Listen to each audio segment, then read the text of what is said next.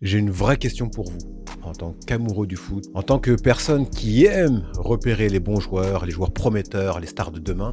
C'est à partir de quand on décrète qu'un joueur a progressé? À partir de quand on décrète qu'il a régressé? Parce qu'aujourd'hui, ça va beaucoup trop vite.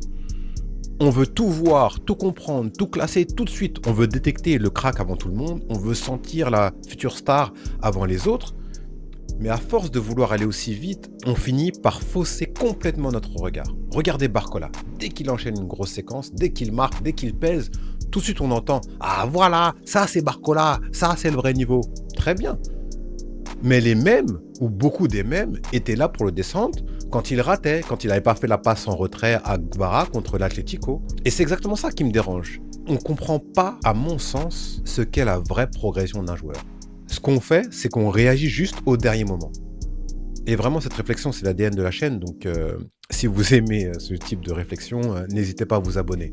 Parce que le vrai problème, il est peut-être là. On adore le récit du travail, on adore l'idée de résilience, du rebond, de il n'a pas lâché, mais on l'adore quand c'est terminé.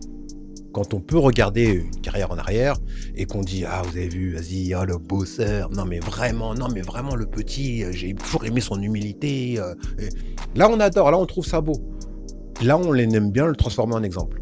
Mais pendant que l'histoire elle est en train d'être écrite, pendant que le doute est là, pendant que le joueur rate, pendant que ça tâtonne, on aime beaucoup moins.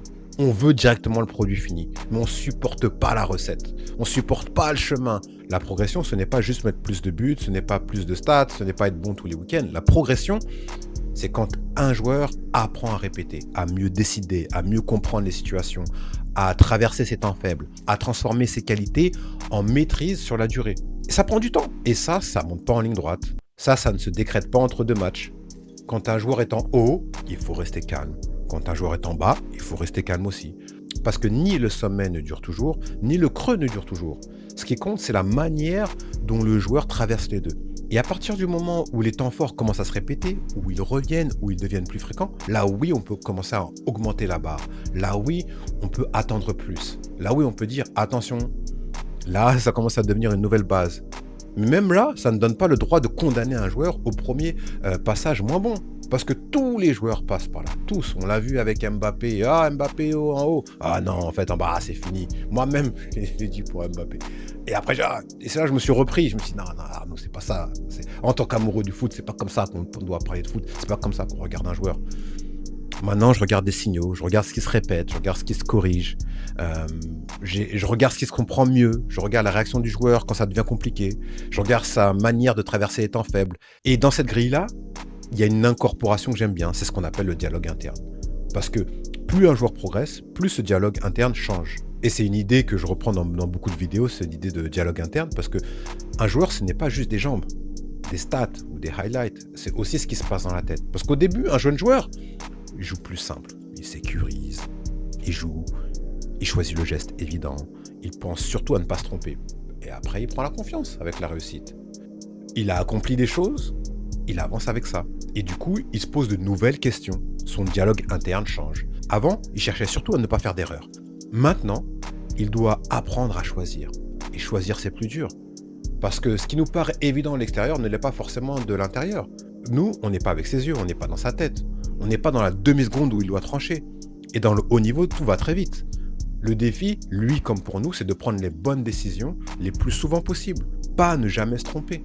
Parce que tous les footballeurs, à un moment donné, font des mauvais choix. Et c'est exactement pour ça que le cas de Barcola est intéressant. Pas seulement à cause de lui, mais à cause de la lecture qu'on a eue de lui. On a fait de Barcola une preuve quand ça nous arrangeait, et on en a fait un problème quand ça nous agaçait.